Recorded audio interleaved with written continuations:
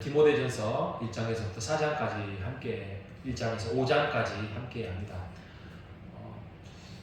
디모데는 사도 바울이 2차 전도 여행을 통해서 만났습니다. 디모데 만났습니다. 그리고 에베소 교회를 3차 전도 여행 때 바울이 세웠습니다. 그래서 그곳에서 한 2년 가까이 말씀을 강론하고 거기에서 사역을 바울이 하고 또 다른 지역으로 이제 선교와 또 전도를 위해서 떠나갑니다. 그때가 이제 마게도냐로 떠나는 상황으로 성령이 이끄심을 받아서 가게 됩니다. 그때 떠나기 전에 이 디모데를 거기에다가 세워놓고 지도자, 목회자로 세워놓고 바울은 이제 떠나게 되죠. 시간이 좀 지났습니다. 여러 가지 상황을 전하고 듣고 하고자 다시 에베소로 사도 바울이 가려고 했는데 못 가게 되었어요. 상황이.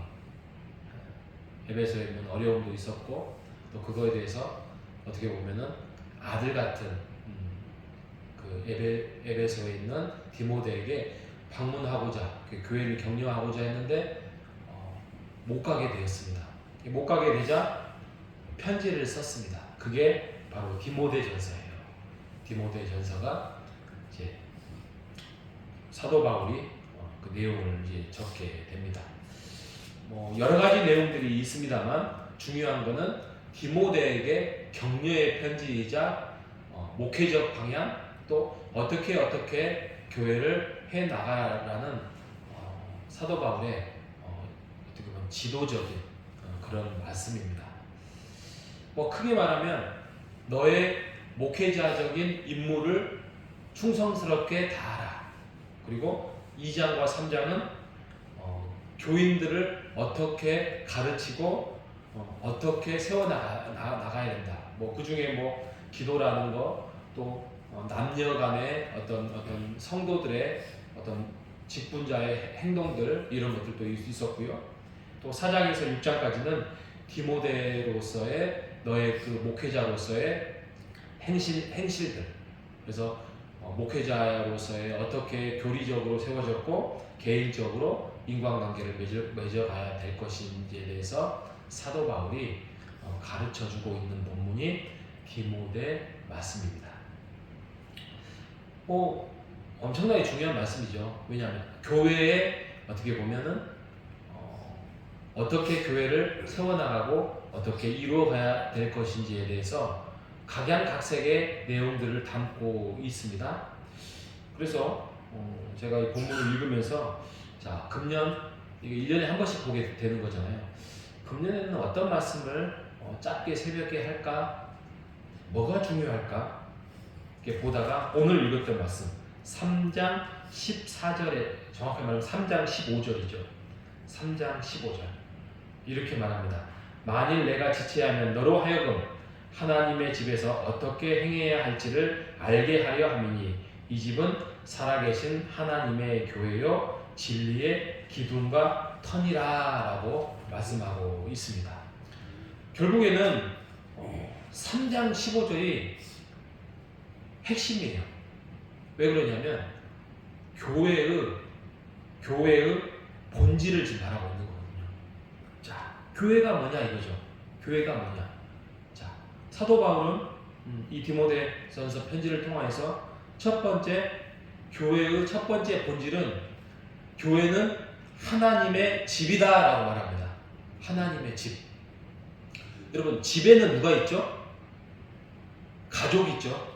집에는 가족이 있어요. 엄마 있고 아빠 있고 자녀 있고 어떤 데는 손주도 있고 이게 집이잖아요. 그러니까 여기서 교회가 하나님의 집이다라는 것은 하나님의 자녀로 부름을 받은 곳이라는 것이죠. 영적인 가족으로. 그래서 그 안에는 교회 안에는 우리가 다 하나님을 아버지로 모시는 자녀로서의 우리가 서 있는 것이잖아요. 그렇죠? 하나님의 자녀가 아닌 사람은 교회 안에 가족이 될 수 없는 거예요. 그래서 함께 모이고 함께 식사를 하고 함께 자녀된 부름을 받은 자로서의 우리의 정체성을 우리가 늘 확인하고 체크를 해 나가는 것입니다. 여러분, 우리가 하나님의 부름을 받은 자입니까? 그러면 가족으로 사십시오. 하나님의 가족으로 사는 자가 바로 교회로서의 우리가 서야 하는 자녀이라는 것입니다. 하나님의 집으로 교회를 세워나가는 우리 모두가 되시기를 주님의 이름으로 축복합니다. 자, 두 번째는 교회는 뭐냐? 교회 본질 두 번째 뭐냐? 그러면은 교회는 살아계신 하나님의 교회다라고 합니다. 살아계신 하나님, 뭐 할 때 살아계신 하나님을 쓰시죠?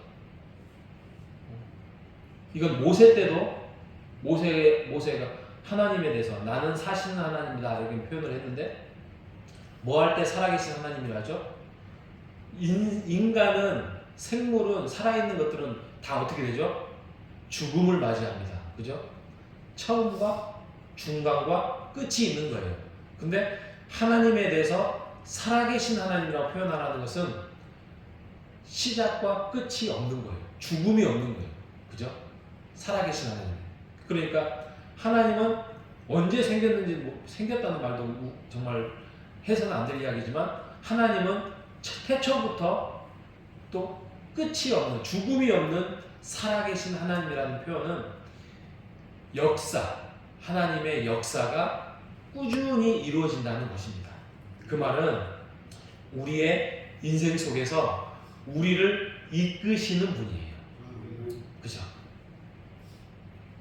우리가 태어날 때부터 우리가 지금 살아가는 이 지금까지, 또 우리가 하나님의 부르시는 그날까지 하나님은 동일하게 끝까지 우리를 이끄시고 계획하시고 인도하시는 분이시라는 것이죠. 그래서 우리가 그런 하나님의 이끄심에, 역사하심에, 일하심에 대해서 우리가 의심해서는 안 되고요.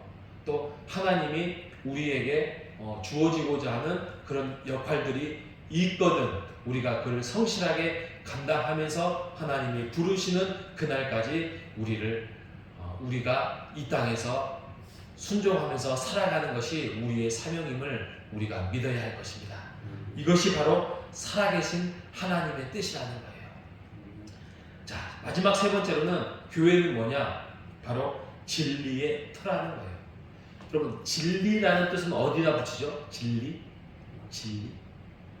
진리는 변함이 없는 거예요. 그죠? 진실을 밝히시오. 처음부터 너가 마음 먹었던 그것을 밝히시오. 그러잖아요. 진실, 진리, 정의 뭐 이런 뜻으로 하죠. 교회가 하나님의 말씀으로 기초로 세워져야 되는 것, 그게 바로 진리라는 것이죠. 그래서 그 진리 안에, 말씀 안에, 신앙 고백 안에 그 진리가 교회는 세워져야 되는 것이잖아요. 디모데가 목회할 때 많은 외부인들이 많이 쳐들어왔어요. 거짓 선지자도 있었고, 또 그 안에 거짓 교사들도 있었고, 그래서 진리의 기둥 앞에서, 진리의 터 앞에서 너가 하나님의 말씀으로 세워나가라 라고 말씀을 하고 있습니다. 그래서 교회는 아무리 중요해도, 다 중요할 수 있어요. 찬송도 중요하고, 또 성도의 교제도 중요하고, 신앙 고백도 다 중요하고, 또 여러 가지 기도도 중요하고, 그런데 교회에서 가장 중요한 건 뭐다? 하나님의 말씀이다 이거죠. 하나님의 말씀 안에서 그게 기둥이 되어서 진리의 터 안에서 세워져야 한다는 것입니다. 이단이 들어오든 물리칠 수 있어야 되고요. 잘못된 것들은 훈계와 가르침으로 교정이 필요하고요. 또 그 말씀 앞에서 우리가 순종을 하면서 하나님 앞에서 나아가야 할 것입니다. 우리가 그렇게 교회를 세워나가는 우리 모두가 되시기를 간절히 바라겠습니다.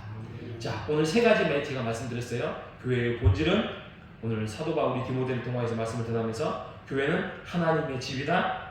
그리고 살아계신 하나님의 교회다. 진리의 터다. 이 세 가지를 우리가 기억하면서 하나님의 교회, 우리 호산나 교회를 금년, 내년을 세워나가는 우리 모두가 되시기를 주님의 이름으로 축복합니다. 하나님 감사합니다. 교회를 우리에게 주셔서 감사합니다. 호산나 교회에 서게 하시고 교회 안에서 우리를 살게 하시고 하나님의 가족으로 하나님의 집안에서 살게 하신 하나님의 은혜를 감사합니다. 부름받은 자녀로서 살아계신 하나님께서 이 교회를 과거에나 현재나 미래에도 우리를 교회 안에서 부름받은 자로서 살아계신 하나님이 이끌어가고 있사오니 우리가 그 안에서 하나님의 계획하심 속에서 우리가 순종하며 나아갈 수 있도록 인도하여 주시옵소서. 하나님, 우리가 진리의 말씀을 붙들고 하나님의 말씀 앞에서 교회의 진리의 터 안에서 우리를 살게 하시고 우리도 사도들의 그 정신을 본받아서 예수 그리스도의 그 말씀을 본받아서 우리가 진리의 터 안에 그 말씀을 붙들고 살아가는 우리 호산나 교회가 될 수 있도록 인도하여 주시옵소서. 살아계신 예수님의 이름으로 기도합니다. 아멘.